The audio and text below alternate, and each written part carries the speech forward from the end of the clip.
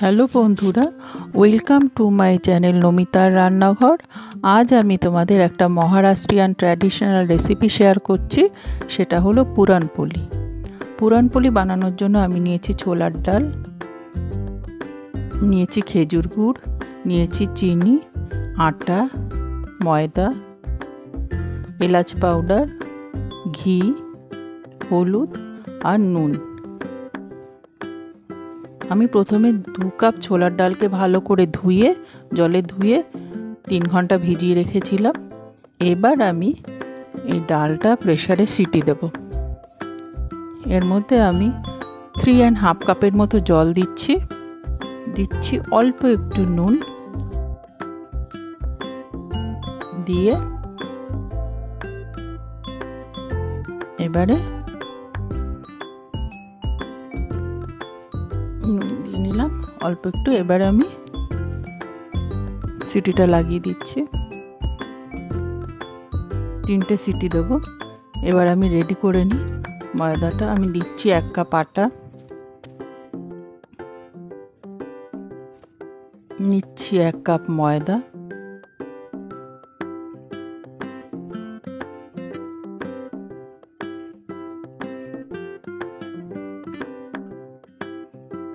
নিচ্ছি নুন 1 টেবিল চামচের থেকে কম নিয়েছি, নিচ্ছি হলুদ পাউডার 1 টেবিল স্পুনের মতো, 1 টিস্পুনের মতো, দিচ্ছি সাদা তেল রিফাইন অয়েল।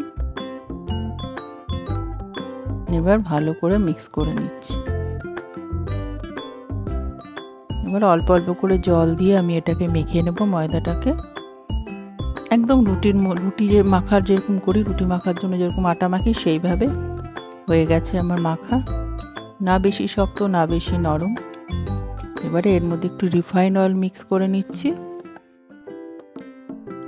রিফাইন অয়েল দিয়ে এটাকে ভালো করে মাখিয়ে নেব।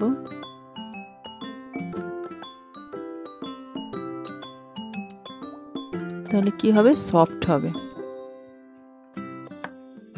আর বেলতেও সুবিধে হবে। তেলটা থাকলে বেলতেও সুবিধে হয়। ভালো করে দেখো রিফাইন অয়েলটা মিক্স করে নিচ্ছি ময়দার সঙ্গে।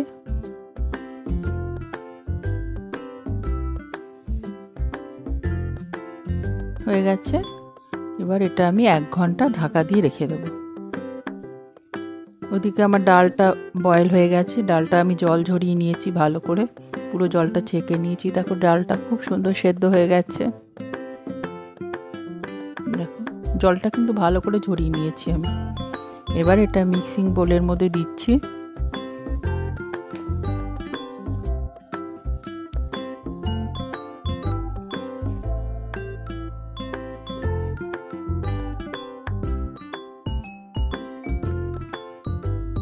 এর সঙ্গে যে গুড়টা আমি খেজুর গুড় অ্যাড করেছি, তোমরা এমনি গুঁড়ো অ্যাড করতে পারো। 2 কাপই পুরো গুড় দিয়েও করতে পারো।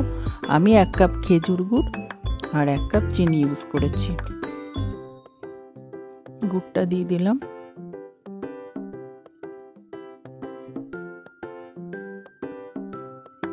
এবারে এর মধ্যে দিয়ে দেবো চিনিটা।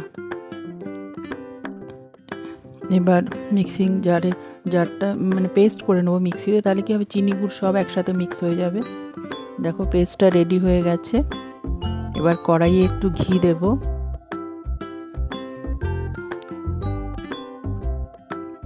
কেন কি এটা পুরটা যখন দেবো কড়াইয়ে বারে লেগে যাবে তলা দিয়ে।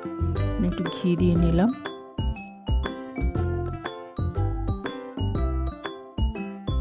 দেখো পেস্টটা কিন্তু বেশ পাতলা হয়েছে, কিন্তু ভয় পাওয়ার কিছু নেই। এটা নাড়তে নাড়তে আস্তে আস্তে ঠিক রেডি হয়ে যাবে। তবে কন্টিনিউয়াসলি কিন্তু নেড়ে যেতে হবে, তা নাহলে একটু আঠা টাইপের হয়ে যাবে। তো যদি কন্টিনিউয়াসলি নাড়া না হয় তাহলে কিন্তু তলা দিয়ে আটকে যাবে। দেখো তলা দিয়ে ধরে যেতে পারে। দেখো রেডি হয়ে গেছে আমার। এবারে আমি এর মধ্যে দিয়ে দিয়েছি একটু এলাচ পাউডার, স্মেলটা তাহলে সুন্দর আসবে। আমার পুরনপোলির পুর রেডি হয়ে গেছে।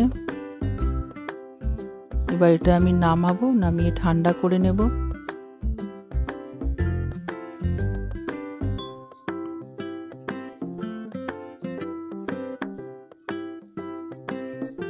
ঠান্ডা হয়ে গেছে। এবার আমি একটু মেখে এর থেকে আমি লেচি বানিয়ে নেব। লেচিগুলো বেশ বড় বড়ই বানাবো, কেন কি পুরটা বেশি থাকবে। ওই ময়দার লেচি সমানও করা যায়, বা ময়দার লেচির থেকে একটু বড় বানালেও ভালো। বেশ বড় বড় করেই বানিয়েছি।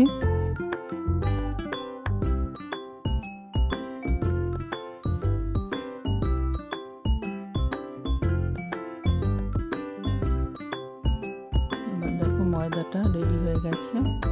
এটা থেকেও আমি লেচি কেটে নিচ্ছি।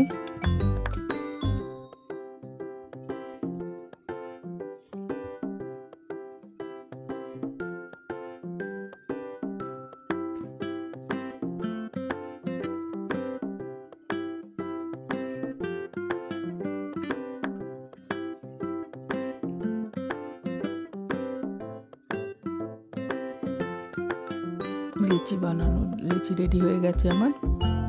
এবার একটা লেচি নিলাম, হাত দিয়ে চেপে চেপে একটু বড় করে নিচ্ছি। এবারে হালকা হাতে একটু বেলে নেব।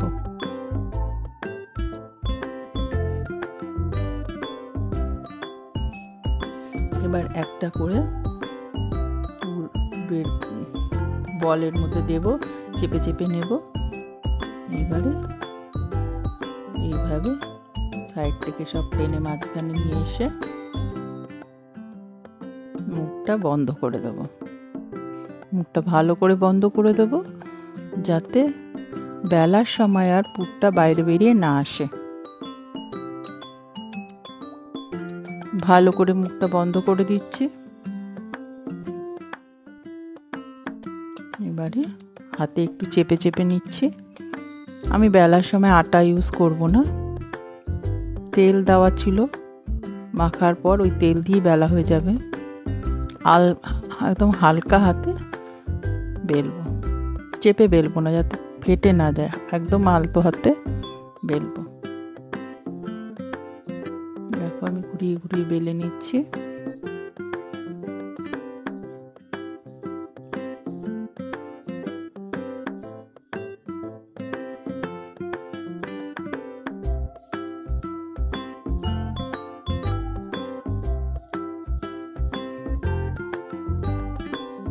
বেলা হয়ে গেছে। এবার আমি এপিঠ ওপিঠ ভালো করে ভেজে নেব।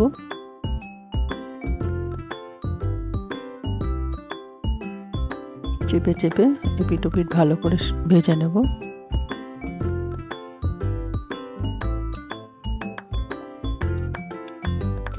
এবার এর মধ্যে একটু ঘি দিয়ে দেব।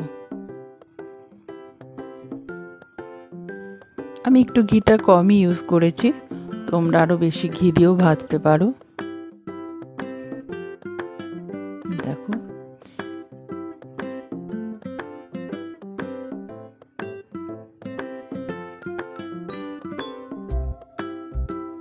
এপিঠ ওপিঠ ভালো করে ভেজে নিচ্ছি।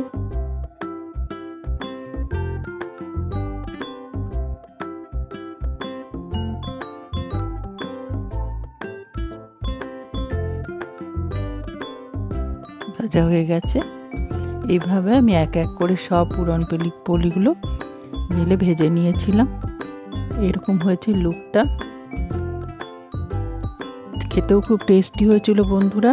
তোমাদের যদি আমার রেসিপিটা ভালো লাগে, লাইক করো, শেয়ার করো, আমার চ্যানেলটাকে সাবস্ক্রাইব করে আমার পাশে থেকো। তোমরা সবাই খুব ভালো থেকো।